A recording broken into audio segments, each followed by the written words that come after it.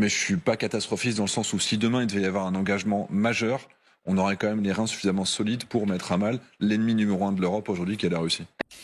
Et la Russie, pour vous donner là aussi quelques chiffres, hein, mais elle a des capacités aujourd'hui qui se sont développées et qui sont considérables. Je vous mets là des chiffres du ministère des Armées, mais je peux vous les dire. C'est 1 300 000 hommes, 8 000 blindés, 1 200 avions de combat, 900 hélicoptères. Et elle continue.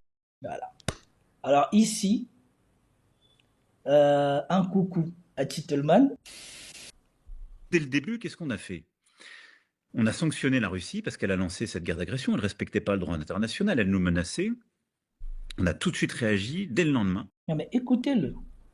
On a sanctionné la Russie parce qu'elle ne respectait pas le droit international. Quand on a vu de l'autre côté là-bas, là, le droit international ne pas être respecté, on les a vus sanctionner. Et en plus, ils rajoutent, elle nous menaçait. À quel moment les Russes ont dit qu'ils menaçaient quiconque?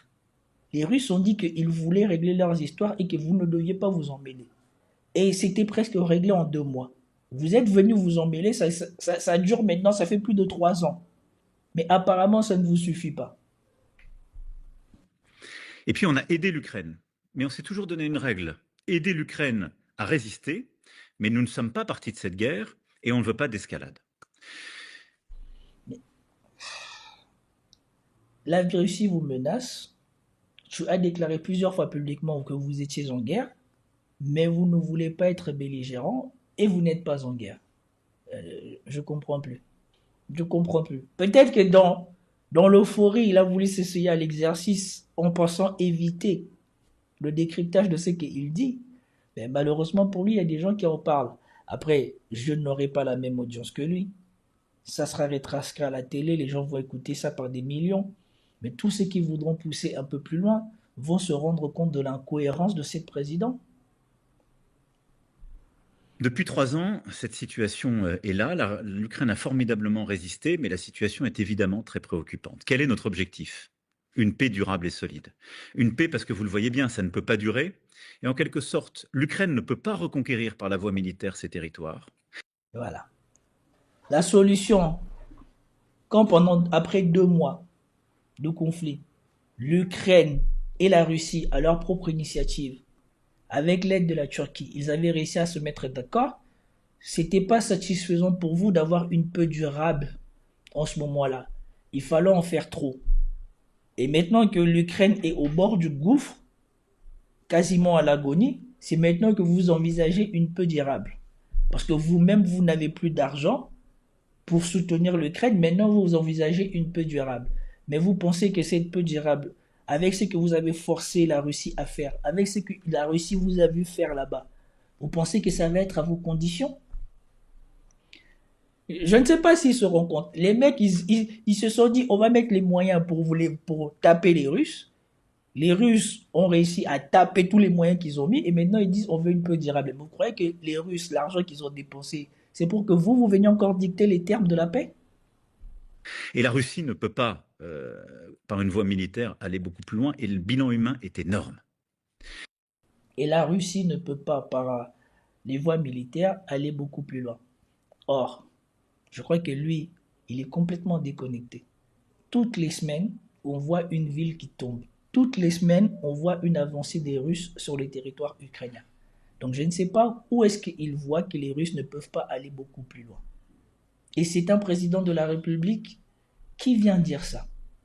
Ça vous laisse imaginer l'aveuglement idéologique ou à quel point ils se sont trompés dans leur idée de ce qu'était la Russie et de ce qu'ils étaient capables de faire de la Russie. Parce que souvenez-vous, avec quelle euphorie son ministre des Finances était venu dire qu'ils allaient mettre la Russie à terre.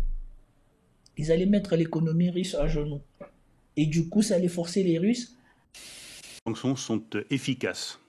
Les sanctions économiques et financières sont même d'une efficacité redoutable. Et je veux laisser planer aucune ambiguïté sur la détermination européenne sur ce sujet. Nous allons livrer une guerre économique et financière totale à la Russie. Nous allons donc provoquer l'effondrement de l'économie russe. À accepter leurs conditions. Aujourd'hui, que c'est eux qui sont à bout de souffle, ils pensent encore qu'ils auront les moyens de dire quoi que ce soit. Et la preuve que l'histoire les a fait mentir, Ils se battent pour avoir une place à la table des négociations. Can you assure this audience that Ukrainians will be at the table and Europeans will be at the table? Oh, well, you just changed the whole dynamic. Victor, thanks for having us today. I appreciate it. The answer to that last question, just as you framed it, the answer is no. The answer to the earlier part of that question is yes. Of course the Ukrainians are going to be at the table. I mean, who would be foolish to say they wouldn't? But when you say at the table, you have to define it. One of the things I'm driving towards is we've had a good – remember, this war has been going on now. We're heading into the third year. One of the things we haven't really gotten to are specifics. What does it really look like? And we talk a lot about it, and I will criticize, and I know I'm being very, very political when I say this. But President Trump inherited this war right now. But our philosophy is not to continue this war to the death of every last Ukrainian. The intent is to stop the carnage, stop the war, make sure it's reasonable, making sure the sovereignty stays intact. But we're going to get to specifics about it. When you say sitting at the table, in all probability, there's really going to be one of the reasons I'm here is for the input, obviously. But when you sit at the table, there's two protagonists when you look at it, and there's one hopefully to be an intermediary. Okay, who are the protagonists and who's the intermediary? Well, I'm saying is it depends. Notice I'm being very diplomatic about it. I got my diplomatic hat, my passport in my pocket. The fact is, we're looking at, you can have the Ukrainians, the Russians, and clearly the Americans at the table talking, but we've got to have specifics to get to a point. Voilà. Il a dit, premièrement, contrairement à tout ce qui a été fait jusqu'à maintenant, nous, notre but, c'est d'arrêter cette guerre avant le dernier Ukrainien. On ne veut pas aller jusqu'aux derniers Ukrainiens. Et ici, nous n'avons besoin que de deux protagonistes à la table avec nous comme intermédiaires. L'Ukraine et la Russie. Voilà. Je ne sais pas pourquoi les Européens considèrent qu'eux, ils ont besoin d'être à la table. On aurait dit que les Ukrainiens eux-mêmes ne sont pas capables de défendre leur souveraineté et leur intégrité par rapport aux Russes, où ils ne sont pas acceptés pour le moment. Et donc nous, notre objectif, c'est d'avoir la paix, mais une paix durable, c'est-à-dire une paix qui permet à l'Ukraine d'être stable, d'avoir des garanties de sécurité, d'avoir le droit international qui est reconnu, une paix qui soit négociée par les Ukrainiens, comme on le voudrait pour nous-mêmes si ça nous arrivait, un plan de reconstruction, etc., etc. La paix qui a été négociée en premier lieu, ce n'était pas la paix négociée par les Ukrainiens eux-mêmes. Il n'y avait même pas d'Amérique à la table. Il y avait la Turquie qui regardait et c'était les Russes devant les Ukrainiens. Mais sauf que vous avez décidé de prendre la place des Ukrainiens dans ce combat. Et donc les Ukrainiens n'ont plus rien à dire puisque les Ukrainiens utilisent vos armes, les Ukrainiens utilisent votre argent et c'est vous qui donnez les ordres. Donc à la fin, on ne peut pas négocier avec les Ukrainiens, on doit négocier avec ceux qui commandent l'Ukraine. Et ceux qui commandent l'Ukraine, malheureusement, ce ne sont pas les Européens ni la France, mais les États-Unis. Donc c'est naturellement que c'est les États-Unis qui dictent à quelles conditions ils vont arrêter de financer l'Ukraine ou arrêter de financer cette guerre. Et l'Union européenne a beau dire qu'ils ont fait plus, sauf que les États-Unis, c'est un pays. Et les États-Unis, à lui seul, ont fait presque autant que toute l'Union européenne. Donc, ça ne compte pas. C'est les États-Unis qui ont le dernier mot. En même temps que la Russie a fait tout cela, elle s'est réarmée. Plutôt, elle a accru son armement. Et ça, c'est quelque chose qui s'est accéléré dans les dernières années. Elle a produit un effort de guerre considérable, ce qui fait que la Russie aujourd'hui, elle investit dans la production des armements 10% de son produit intérieur brut. Nous, en France, c'est 2%, et on a quasiment doublé notre budget depuis que je suis là. Donc, vous voyez l'effort qui est produit. C'est beaucoup plus que tous les autres pays, et c'est à nos frontières, aux portes de l'Europe. Donc, c'est une menace en soi. Et la Russie, pour vous donner là aussi quelques chiffres, mais elle a des capacités aujourd'hui qui se sont développées et qui sont considérables. Je vous mets là des chiffres du ministère des Armées, mais je peux vous les dire. C'est 1 300 000 hommes, 8 000 blindés, 1 200 avions de combat, 900 hélicoptères. Et elle continue. Voilà. Alors ici, un coucou à Titelman. il est désavoué par son propre président, Titelman. Souvenez-vous de Titelman quand on disait que, soi-disant, la France peut s'affronter à la Russie au niveau de l'armement, au niveau de l'armée de l'air. Si j'ai bonne mémoire, je crois que la France a 200 appareils pour l'aviation. Et je ne sais pas si c'est 200 appareils en totalité ou c'est 200 avions de chasse. Mais en totalité, elle a 200 appareils. On vous dit que la Russie a 1200 avions, son aviation. Et Titelman, il disait, oui, mais nous, contre les Russes, on peut attaquer, eux, ils peuvent attaquer, mais nous, on a la précision. Est-ce que les Russes pourraient résister à une ou deux attaques?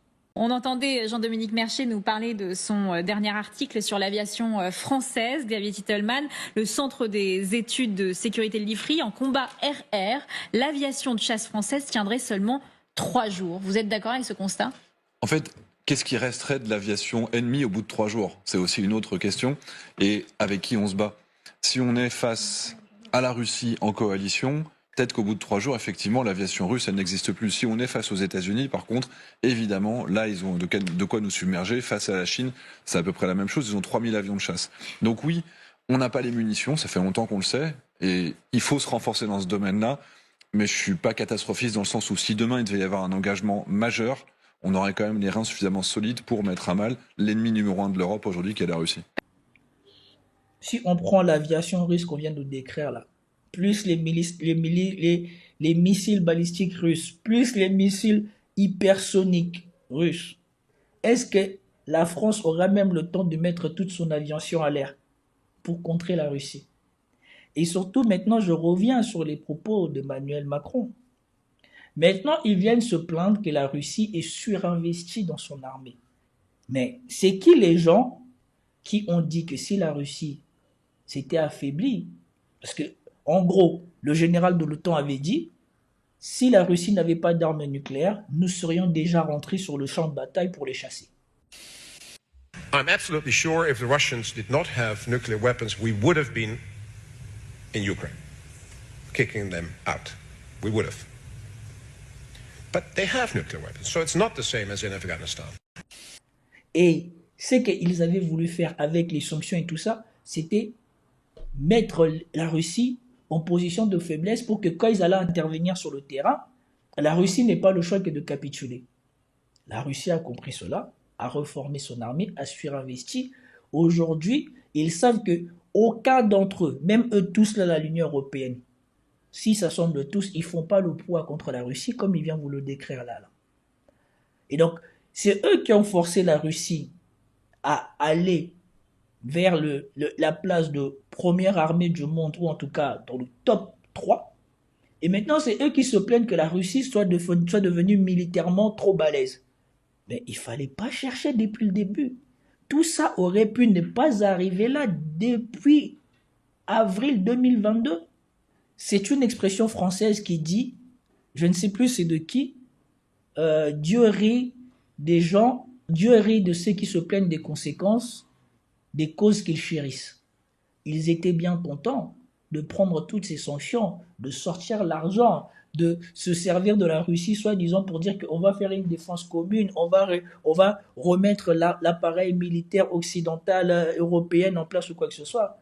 Pendant qu'eux, ils parlaient, la Russie l'a fait. Et aujourd'hui, de voir les résultats, ils viennent dire que maintenant, la Russie est une menace parce que la Russie s'est mise en capacité de résister à ce qu'eux, ils ont fait. C'est juste une catastrophe. C'est ce qu'il vient dire ici. Parce qu'il vient dire ici les conséquences qu'eux-mêmes auraient pu éviter. Eux-mêmes, ils se sont fabriqués un ennemi dont ils ne pourront pas surprendre, en tout cas pendant des années. Parce que vu le niveau d'armement qu'a atteint la Russie, et on resalue encore Titelman, eux tous, ça va leur prendre des années pour atteindre ce niveau-là. Et même en ayant atteint ce niveau-là, qui va oser le premier s'attaquer à la Russie maintenant? Donc ils ont fabriqué eux-mêmes l'épouvantail qu'ils pensaient qu'ils n'allaient pas atteindre ce niveau-là. Et maintenant, ils veulent faire croire à la population que le problème, c'est la Russie. Non, le problème, c'est ce que vous avez voulu faire. Vous avez voulu mettre sur la Russie vos ambitions personnelles de l'hégémonie d'une gouvernance européenne et d'une gouvernance mondiale. Malheureusement, vous avez perdu contre la Russie et vous avez perdu aux États-Unis avec la défaite des démocrates contre Trump. Maintenant, vous êtes pris des deux côtés. Trump n'est pas partisan de ce que vous avez voulu mettre en place. Il ne veut pas d'une hégémonie mondiale puisqu'il sait que ce n'est plus possible avec l'émergence ou la puissance de la Chine aujourd'hui, l'émergence de l'Inde, la confirmation de l'hyperpuissance russe, et que maintenant l'Europe est à la traîne. Et donc il ne veut plus avoir le boulet de l'Europe sur lui. Ici, c'est juste la défaite. Il vient juste constater la catastrophe. Et maintenant, le pire c'est que leur mensonge a rattrapé la réalité. Ils ont voulu fabriquer un ennemi russe qui n'en était pas vraiment un, en pensant que comme il n'en était pas vraiment un, on va se servir de ce prétexte pour à la fin le battre lui et justifier tout ce qu'on fera. Le mec maintenant il est devenu plus balèze qu'il ne le pensait, et de l'autre côté ils n'ont plus les moyens de pouvoir l'affronter. Et comme ils sont un boulet, celui qui les protégeait se rend compte que voilà, tu vas pas aller protéger un mec qui est en train de couler lui-même. C'est comme si tu voulais sauver quelqu'un qui te noie quand tu veux le sauver. Tu vas le laisser. Continue de produire. Ce qui fait qu'au-delà du théâtre ukrainien, la Russie est une menace pour les Européens si elle continue à être aussi prédatrice. Et en fait, elle l'est. Parce que ces dernières années se sont multipliés les assassinats d'opposants politiques, les actes terroristes sur le sol européen. Les assassinats d'opposants politiques. La Russie a assassiné quel opposant politique européen? Tellement les grosses accusations qu'on vient porter sur... les grosses accusations qu'on vient porter sur la Russie. On oublie les tentatives d'assassinat qu'on voit là-bas au pays, les tentatives de déstabilisation qu'on voit au Burkina, l'attaque qu'on a voulu faire contre le président du Mali, Maïga. On oublie tout ça. Mais on vient attaquer la Russie. Bien sûr, quand c'est la Russie, on dénonce. Chez les Britanniques, par exemple, des menaces qu'on appelle hybrides, c'est-à-dire pousser des migrants à la frontière pour déstabiliser un pays, ce qui a été fait ces derniers mois encore à la frontière avec la Pologne. C'est vrai que voilà, quand votre prédécesseur Sarkozy, il est parti dégommer Kadhafi et qu'on lui a dit que si tu fais ça, on va se retrouver avec des migrants à la porte, c'était pas pour déstabiliser, c'était pas déstabilisant. Mais les migrants, en plus je sais même pas s'il y a des migrants en Russie qui passent en Pologne. En tout cas, s'il dit ça, il a peut-être les informations, ils le font peut-être.